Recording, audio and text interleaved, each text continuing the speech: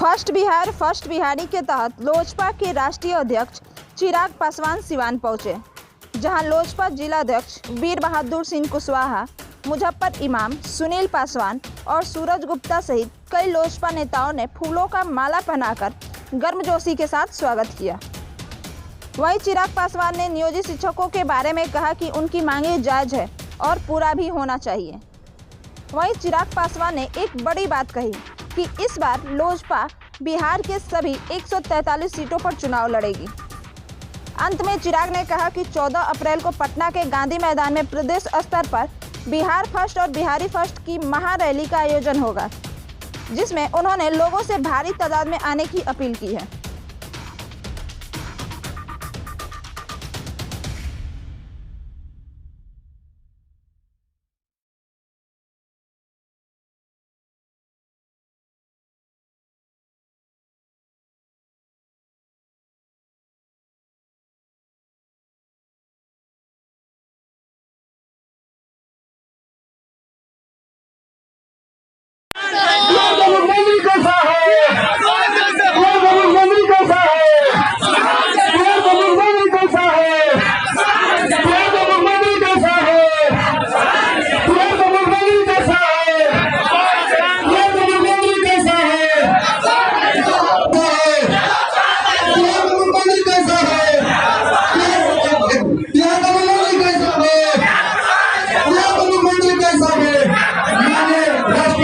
हमारे बीच पहुंच चुके हैं चिराग पासवान जी। जोरदार चिराग पासवान भैया जिंदाबाद, चिराग पासवान भैया जिंदाबाद। अब मैं चाहूंगा कि हमारे लोक जनशक्ति पार्टी के जिला अध्यक्ष जी अपना माइक्रोफोन को सारे कार्यकर्ताओं से आग्रह है कि अपनी जगह पर आप शांति के लिए बैठ जाएं। आपके राष्ट्रीय अध्यक्ष श्री चिराग पासवान जी आपके बीच पधार चुके हैं और एक बड़ा माला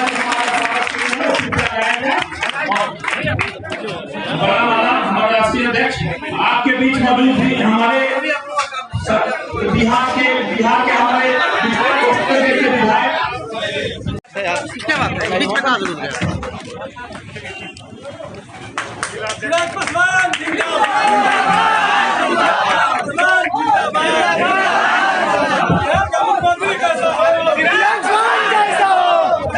हमारे लोजपा के जिलाध्यक्ष महोदय अब संचालन करते हुए अपने राष्ट्रीय अध्यक्ष को बुलाएं।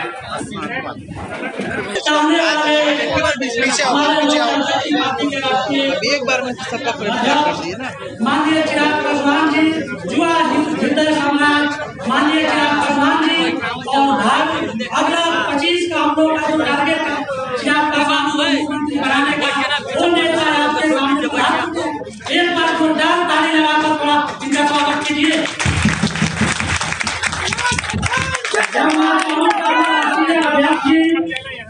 सिर्फ उनके निर्देशानुसार कार्यक्रम को आगे बढ़ाऊं।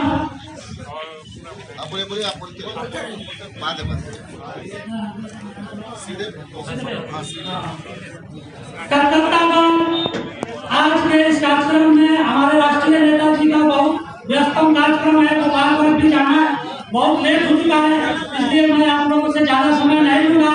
आप लोगों से एक बात का आग्रह करूंगा कि सिवान जिला के सभी कार्यकर्ताओं बाबा साहब भीमराव अम्बेडकर के जन्मदिन 14 अप्रैल को 20,000 लोगों के साथ चलना है आप लोगों को। और मैं आग्रह पूर्वक निवेदन करता हूँ हमारे राष्ट्रीय अध्यक्ष से कि हमारे कार्यकर्ताओं को तो बिहारी फर्स्ट के बारे में आप लोग जितनी व्यवस्था से बैठेंगे उतना सबको सुनने देखने में आसान होगा। आप लोगों से निवेदन है पहले अपने अपने जगह सब लोग बैठ जाए, सब लोग बैठ जाए। लोग रहेंगे।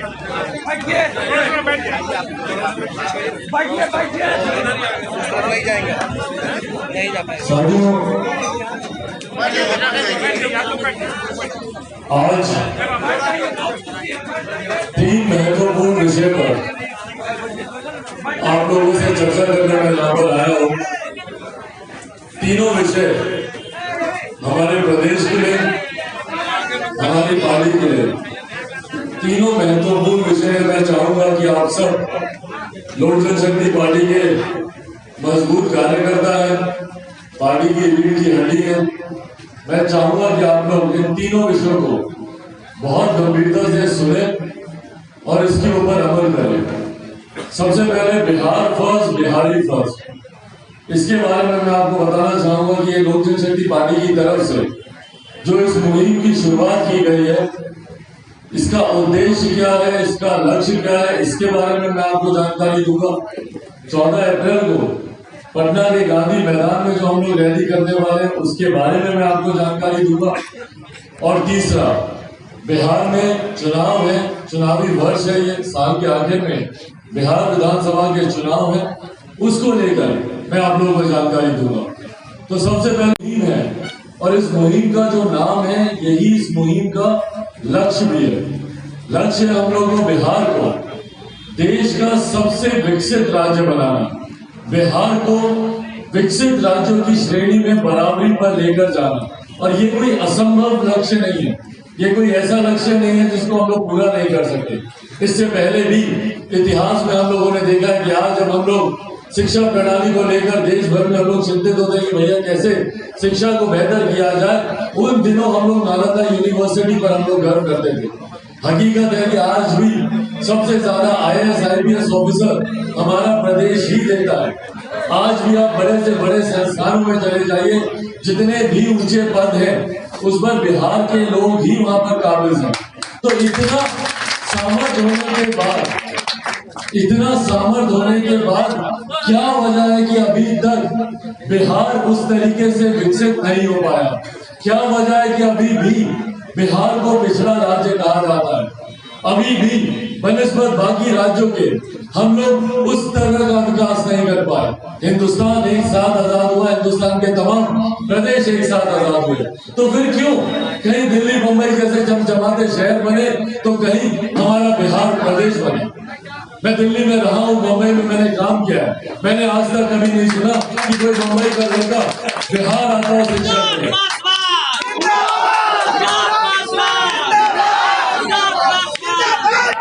मैंने आज तक कभी नहीं सुना कि कोई मुंबई का लड़का बिहार आता हो शिक्षा के लिए। आप लोगों ने सुना क्या? कभी कोई दिल्ली का लड़का बिहार आया रोजगार के लिए? तो क्यों सिर्फ हम बिहारियों को ही जाना पड़ता है दूसरे प्रदेश? शिक्षा के लिए हो, रोजगार के लिए हो। बुजुर्गों को मैं देखता हूँ दिल्ली में इनके सामने दिनों दिन तक लाइन लगाकर खड़े रहते हैं डॉक्टर से मिलने। क्यों हमें ये सारी सुख सुविधाएं हमारे प्रदेश में नहीं मिलती?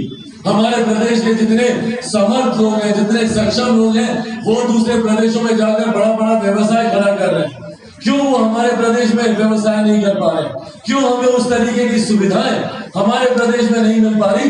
इन बातों को हमें चिन्हित करना होगा। अगर हम सिर्फ यही सोचकर संतोष कर लें कि भैया सब बहुत अच्छा चल रहा है, बहुत अच्छा चल रहा है, तो 70 साल से जो चलता आ रहा है वही व्यवस्था चलती रहेगी। अगर हम लोग चाहते हैं कि हम लोग बनस्पत बाकी विकसित राज्यों के बराबरी पर आकर खड़े हो, तो हम लोग को चिन्हित करना होगा कि समस्या क्या है, क्यों हमारा प्रदेश उस तरीके से विकास नहीं कर रहा, क्यों आए दिन अपराध या गलत गतिविधियों की वजह से हमारा प्रदेश सुर्खियां बनाता है, क्यों अच्छे कार्यों की वजह से सुर्खियों में नहीं आता हमारा प्रदेश, क्यों हमारे प्रदेश में सुख सुविधाएं बेहतर नहीं होती। इन तमाम कारणों को हम लोग को चिन्हित करना होगा और इसी उद्देश्य के साथ मैंने अपनी इस यात्रा की शुरुआत की है। हमारी यात्रा बिहार के 3800 जिले से जाएगी। इन 3800 जिलों वर्ग के लोगों से हम लोग मिलने का प्रयास कर रहे हैं और वहां पर जो समस्याएं हैं जिसका समाधान करके एक जिला बेहतर बनेगा, तभी एक करके तमाम जिले बेहतर होंगे, तभी पूरा प्रदेश हमारा विकसित होगा। तो उन जिलों में मैं खुद जा रहा हूँ उन जिलों की समस्या सुनने कि क्या समस्या है, उसका क्या समाधान हम लोग कर सकते हैं। इसी तरीके से हमारे जितने सांसद हैं, जितने भी हमारे सांसद हैं, हर एक सांसद, भले वो वैशाली के हमारी सांसद हो वीना देवी जी, या खगड़िया के सांसद हो कैसर साहब, या नवादा के सांसद हो चंदन, या फिर प्रिंस सर जो हमारे लोक जनशक्ति पार्टी बिहार प्रदेश के अध्यक्ष भी हैं, और समस्तीपुर के सांसद, हर एक सांसद एक विधानसभा में जा रहा है। एक एक विधानसभा में वो जाकर लोगों से सुझाव मांग रहे हैं कि भैया कैसे हम लोग चीजों को बेहतर कर सकते हैं। लोक जनशक्ति पार्टी कार्यकर्ताओं की एक टीम लगभग 30,000 छात्र छात्राओं से लिखित रूप में सुझाव मांग रही है कि कैसे हम लोग बिहार को बेहतर कर सकते हैं। किसानों के बीच हम लोग जा रहे हैं, बुद्धिजीवी वर्ग में डॉक्टर्स हो, इंजीनियर्स हो, लॉयर्स हो, उनके बीच हम लोग जा रहे हैं, पत्रकार साथियों से हम लोग सुझाव मांग रहे हैं। किसानों के बीच हम लोग जा रहे हैं, जो वंचित वर्ग के लोग हैं जो अभी तक मुख्य धारा के साथ नहीं जुड़ पाए, उनके बीच हम लोग जा रहे हैं। हर एक व्यक्ति से हम लोग मिलने का प्रयास कर रहे हैं। उस बैठक के बाद मैं चाहूंगा कि आप लोग भी जब अपने अपने प्रखंड में, अपनी अपनी पंचायतों में, अपने अपने गांव में, अपने अपने घर में जाएं, तो वहां पर भी जाकर जो जो समस्या आपको लगे कि इसको सुधारने से हमारा प्रदेश विकास की राह पर आगे बढ़ सकता है, मैं चाहूंगा कि आप सब भी अपने लिखित सुझाव यहाँ पर हमारे प्रभारी हैं उनको आप दें। यहाँ पर हमारे परिमंडल के प्रभारी, हमारे विधायक दल के नेता और हमारे संसदीय बोर्ड के अध्यक्ष राजू तिवारी जी हैं, उनको आप दे सकते हैं। महताब आलम जी हैं जो हमारे जिला के प्रभारी हैं, इनको आप लिखित रूप में आप अपने सुझाव दे सकते हैं। और मैं चाहूंगा कि ये तमाम सुझाव आप लोग इकट्ठा कर इनको दें ताकि लोक जनशक्ति पार्टी अपने घोषणा पत्र में इन तमाम सुझावों को जोड़ सके। हम लोगों ने टोल फ्री नंबर भी एक इसी उद्देश्य के साथ हम लोगों ने जारी किया है। टोल फ्री नंबर 1800-120-718888 1800-120-71-8888 ये नंबर हम लोगों ने जारी किया। ये मेरी सारी सोशल मीडिया के साइट्स पे आपको नंबर मिलेगा। यहाँ पर हम लोग हर एक जगह पोस्टर बैनर भी इस नंबर का हम लोग लगवा रहे हैं। उस नंबर को ज्यादा से ज्यादा लोगों के बीच बांटे। उस नंबर पे कोई भी बिहारी कहीं से भी फोन कर अपने सुझाव उस नंबर पर दे सकता है। अंतोगत्वा साथियों, हम लोगों का लक्ष्य यही है कि हम लोगों ने बिहार फर्स्ट, बिहारी फर्स्ट जो हम लोगों ने नारा दिया, ये एक नारा मात्र नहीं है। बिहार को पहले पायदान पर कैसे लेके जाए उसका पूरा रोड मैप हम लोग तैयार कर रहे हैं आप लोगों के सुझावों से। और आगामी 14 अप्रैल को पटना के गांधी मैदान में पूरा का पूरा रोड मैप घोषणा पत्र के तौर पर हम लोग गांधी मैदान से हम लोग जारी करने वाले हैं। उसमें हर एक वर्ग, हर एक क्षेत्र के बारे में मजबूती से उसमें जिक्र होगा कि किस तरीके से हम लोग चीजों को बेहतर कर सकते हैं। मैं जब जाता हूँ क्षेत्र भ्रमण में, विभिन्न जिलों में जब मैं जा रहा हूँ, कई लोग कई तरीके की समस्या मेरे संज्ञान में दे रहे। कुछ लोगों ने बोला कि कई जिलों में 100 नंबर काम नहीं करता है। अपराध हम लोग एक चिंता का विषय बना हुआ है।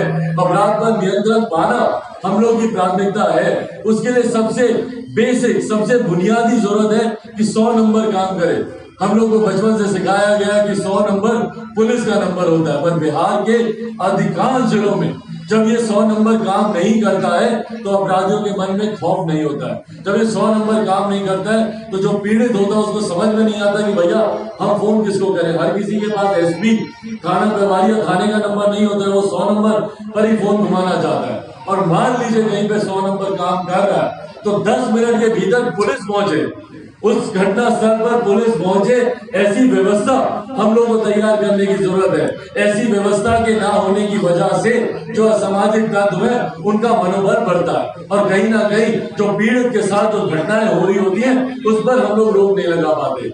यहाँ पर महिलाओं के साथ जब घरेलू हिंसा होती है, महिला छोड़ दीजिए, वहां पे महिला पुलिसकर्मी होगी, पर दूर दराज के थानों में महिला पुलिसकर्मी उपलब्ध नहीं होती है। अब पीड़ित महिला नहीं सहज महसूस करती है पुरुष पुलिस कर्मचारी के पास जाकर अपनी व्यथा को सुनाने के लिए, पर जब महिला पुलिसकर्मी वहां पर नहीं होती है तो कई घटनाओं की रिपोर्टिंग ही नहीं हो पाती है, मामलों को दर्ज ही नहीं कराया जाता है। तो साथियों, ये सारी समस्याओं को हम लोग को चिन्हित करने की जरूरत है। यहाँ पर नियोजित शिक्षकों का मामला है। जब मैं विभिन्न जिलों में जाता हूँ, नियोजित शिक्षक मेरे सामने आते हैं और उनकी मांगे एकदम सही है, एकदम जायज मांगे कि भैया एक तरीके के काम के लिए 2 तरीके का वेतन क्यों? जब तमाम शिक्षक एक जैसा काम कर रहे हैं तो 2 अलग अलग मापदंड पर उनको वेतन क्यों दिया जा रहा है? तमाम मांगों को लोक जनशक्ति पार्टी हम लोग अपने घोषणा पत्र में हम लोग इनको जोड़ने जा रहे हैं। और इसके अलावा मैं आप लोगों से आग्रह करूंगा कि आप लोगों के संज्ञान में भी जो भी समस्या है हमारे प्रभारी महोदयों के माध्यम से या टोल फ्री नंबर पर फोन कर तमाम उन समस्या का जिक्र करें, तमाम उन समस्याओं को बताएं, ताकि अंतोगत्वा 14 अप्रैल को जो पार्टी अपना घोषणा पत्र जारी करे उस घोषणा पत्र में आप सभी के सुझाव उसमें हो, और ताकि हम लोग एक नया बिहार, एक विकसित बिहार, एक युवा बिहार बनाने की दिशा में हम लोग मजबूती से उस दिन हम लोग कदम उठा सके। और आगामी 14 तारीख को जो हम लोग रैली कर रहे हैं, जो दूसरा विषय मैं आप लोगों के साथ बात करना चाहता हूँ, उसमें मैं चाहता हूँ कि बड़ी संख्या में बिहार के हर एक जिले से, बिहार के हर एक कोने से वहां पर लोग आए। आज जब मैं यहाँ पर सिवान जिला में मैं मौजूद हूँ, मैं चाहता हूँ कि आप लोगों के माध्यम से हर एक प्रखंड, हर एक पंचायत, हर एक गांव में ज्यादा से ज्यादा लोग वहां पर आए और आकर आप लोग खुद साक्षी बने, एक नए बिहार का साक्षी बने, एक विकसित बिहार की तरफ उठाते हुए पहले मजबूत कदम का साक्षी बने, युवा बिहार बनाने की तरफ उठाए जा रहे पहले मजबूत कदम का। तो मैं चाहूंगा कि उस दिन ज्यादा से ज्यादा लोग यहाँ पर आए। मैं यहाँ पर हमारे जिला प्रभारी और हमारे जिला अध्यक्ष दोनों से मैं आग्रह करूंगा कि आप लोग एक समन्वय समिति का गठन करें, जिसमें हर प्रकोष्ठ के जिला अध्यक्ष मौजूद हो, हर प्रखंड में जाकर एक एक बैठक करें, और बैठक के बाद किस पंचायत में कितनी गाड़ी, कितना बंदोबस्त कराना है, सारी चीजों की जानकारी उस प्रखंड के अंतर्गत जितनी पंचायतें आती है उस पर बैठकर आप लोग चर्चा करें कि किस पंचायत में कितनी गाड़ी भेजनी है, कौन सी जगह पर गाड़ी भेजनी है, और उस गाड़ी का इंचार्ज कौन होगा, प्रभारी कौन होगा, ताकि उसकी जिम्मेदारी होगी उस पंचायत से जितने लोग आना चाह रहे हैं उन लोगों को बस में भरकर लाया जाए। 14 तारीख तक, 14 मार्च तक मैं चाहूंगा कि ये काम आप दोनों जिला अध्यक्ष, जिला प्रभारी, आप लोग बैठकर इस काम को करें। मैं राजू जी से आग्रह करूंगा कि 14 तारीख को ये सूची आपके माध्यम से सारे उपाध्यक्षों को ये कहा गया कि आपके माध्यम से ये जानकारी प्रदेश तक पहुंचे, ताकि 14 अप्रैल की जो हमारी रैली हो उसको एक बड़ी व्यापक भव्य रैली हम लोग बना सके। वहां से जो एक नया कदम हम लोग विकसित बिहार की दिशा में उठाएंगे। मैं चाहूंगा कि ज्यादा से ज्यादा लोग अपने उस सुझाव को उस घोषणा पत्र में जुड़ता हुआ देखें और उसका साक्षी स्वयं आकर बने। साथ ही में साथियों, चुनावी वर्ष है, चुनाव के लिए भी लोक जनशक्ति पार्टी मजबूत तैयारी कर रही है। हम लोग तमाम 243 सीटों पर लोक जनशक्ति पार्टी मजबूती से तैयारी कर रही है। हर एक विधानसभा सीट पर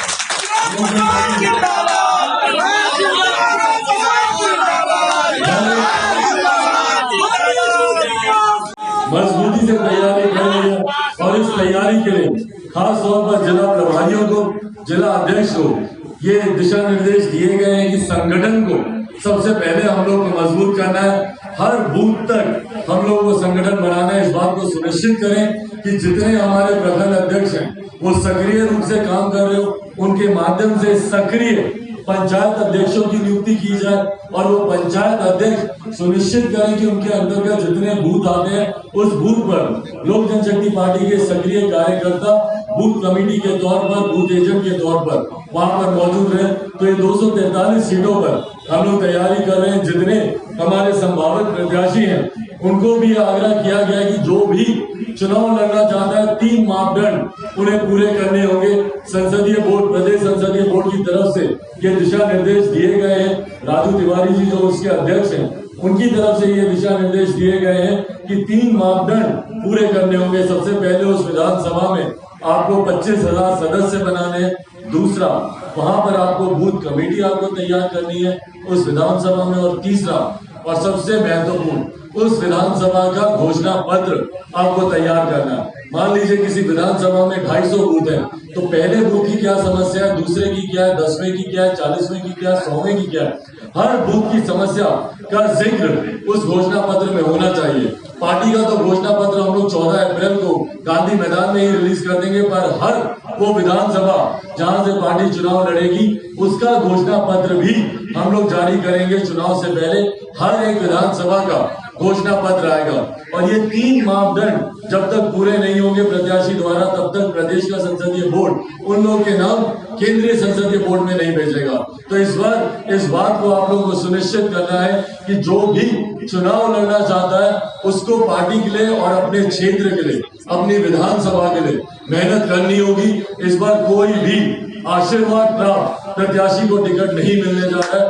जो भी वो उसी प्रत्याशी को मिलेगा जो अपने क्षेत्र में मेहनत कर रहा होगा, बूथ बूथ घूमा होगा, घर घर जाकर जिसने मैनिफेस्टो और पार्टी के लिए सदस्यता अभियान तैयार किया होगा, बूथ कमेटी तैयार की होगी। अंत में साथियों, ये विश्वास है कि लोकसभा विधानसभा चुनाव के बाद 2020 इस साल के आखिर में जो विधानसभा के चुनाव होने वाले पुनः उसमें एनडीए की सरकार बनने जा रही है, उसमें कहीं कोई शंका नहीं है, कहीं कोई दो राय नहीं है। लगभग 2/3 बहुमत के साथ इस बार हम लोग सरकार बनाने जा रहे हैं और ये नई सरकार लोक जनशक्ति पार्टी के घोषणा पत्र के आधार पर बिहार को एक विकसित राज्य बनाने की दिशा में ये सरकार काम करेगी, इस उम्मीद के साथ कि उस घोषणा पत्र में आप सबके द्वारा दिए गए सुझाव होंगे, आपके सुझाव पर यह सरकार काम करेगी। पर उससे पहले मैं चाहूंगा कि मजबूती से आप लोग बिहार फर्स्ट, बिहारी फर्स्ट जो रैली हम लोग करने जा रहे हैं 14 अप्रैल को पटना के गांधी मैदान में, उस रैली में आप लोग भारी मात्रा में आए और अपने द्वारा दिए गए सुझावों के आधार पर बनते हुए घोषणा पत्र, बनते हुए नए बिहार का आप लोग साक्षी बने। तो आएंगे ना आप लोग? बिहार फर्स्ट, बिहारी फर्स्ट के साथ है ना? तो साथ में बोलिए Bihar first, Bihar first, Bihar first, Bihar first. बहुत बहुत धन्यवाद साथियों। जय हिंद, जय बिहार, भारत माता की। बहुत बहुत धन्यवाद। सूरज जी इधर रखिए। बिहार का मुख्यमंत्री कैसा हो? बिहार का मुख्यमंत्री कैसा हो?